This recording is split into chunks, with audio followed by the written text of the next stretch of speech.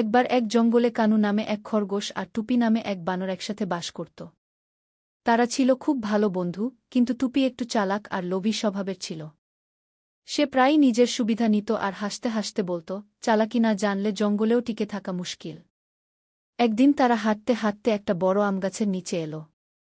গাছে পাকা পাকা হলুদ আম ঝুলে আছে দেখে তো খরগোশের মুখেই জল এসে গেল।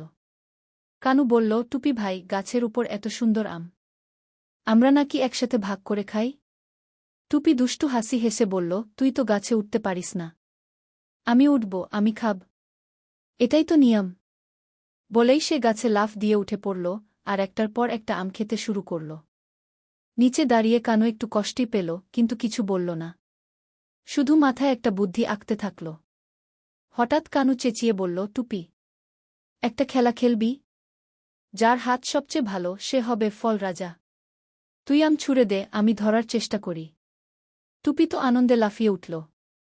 সে ভাবল, এই খেলায় তো আমি জিতবই। সে একটার পর একটা আম নিচে ছুঁড়ে দিতে লাগল, আর কানু সেগুলো ঝুড়িতে জমাতে লাগল। কিছুক্ষণ পর টুপি যখন নিচে নামল, তখন দেখতে পেল সব আম গায়েব। পাশে শুধু খালি ঝুড়ি। একটু দূরে গিয়ে দেখে কানু গাছের তলায় বসে মজা করে আম খাচ্ছে আর হাসছে। টুপি চমকে উঠল, এই কি, তুই আম নিয়ে পালালি? কানু মুচকি হেসে বলল, চালাকি তুই একা জানিস না, আমি শিখেও নিই। টুপি মাথা চুলকে বলল, ঠিক আছে রে কানু, ভাগাভাগি করে খাওয়া আসল চালাকি গু। তারা দুজন হেসে হেসে আম ভাগ করে খেল। সেই থেকে টুপি আর কখনো লোভ করত না, আর খরগোশ কানু হয়ে উঠেছিল জঙ্গলের বুদ্ধিমান বন্ধু।